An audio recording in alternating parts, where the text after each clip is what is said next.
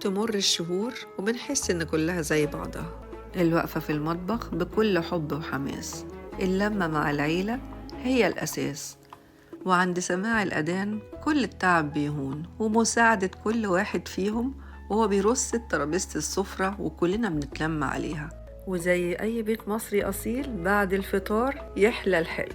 وبما إننا عيلة كيفة شاي فكان لازم أجهز ركن خاص بالشاي. اخترت شاي الوردة بكل أنواعه، الناعم والخشن وكمان الباكيت.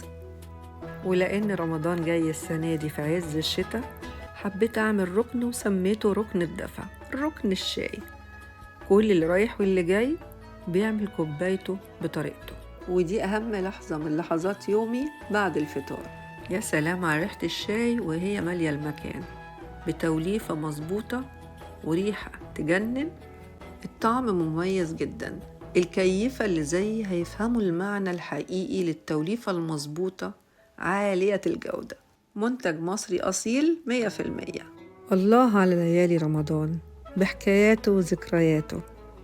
كل سنة وانتم طيبين ورمضان كريم.